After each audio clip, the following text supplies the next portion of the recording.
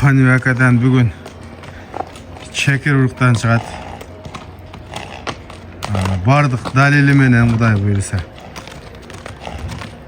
Kanivaka bu Çayandın balası ha? Çayandın balası, çayandın balası. Malumatты беріңе, ушул айылдын аты эле бул сизге өттүбү, кандай болду? Allah başta bizge öttü. Өзүңүз сатасыз? Özümüz satarız. Çayandardın şekillerinin en çoğu, en zoru dep var. Bul улакка салынып, текшерилип, Ulağı tekşerili, ulağı zor. Tayyar üret bulan. Yürüyen bu yıl 23 beyde jiyor. 23 B'de. Yeni tarafı fazla su.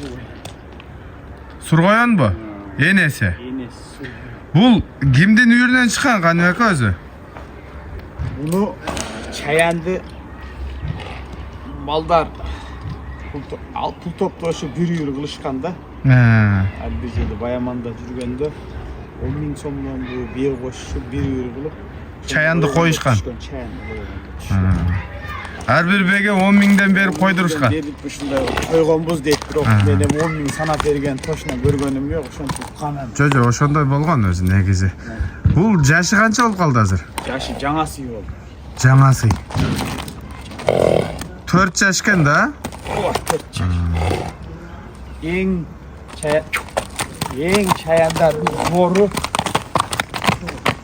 албанында бардыгы жакшы сулуу туруп. Бул азыр суубай эле турат окшойт го бул, курсактары. Бунун эгеси Mustafa balanыкы эле, имбейт эле болчу, башка деле. Жашына жеткирип коюптур а? Алете үстүлөрү ham бук болуп кеткен. Булардын мындай жок эле өзү. Өтө халет. Эми бунун атасы Чаяндын тарыхын айта турган болсок өзүнчө эле бир жомоктой. Ал акырында бир аялдын колунда калып алат. Мингени адам жок, багып, ошол жерден минем деген палбандар барып суутуп, чабып жүрүшкөн. Кийин анан биздин айылга Рахманжанга Урмат акая келип калды. Шо, келди да.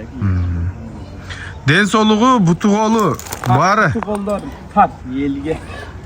Тазабы? Бардыгы жайында. Тектүү жылкылар. Кабагы, моюну, бөкүрөгү.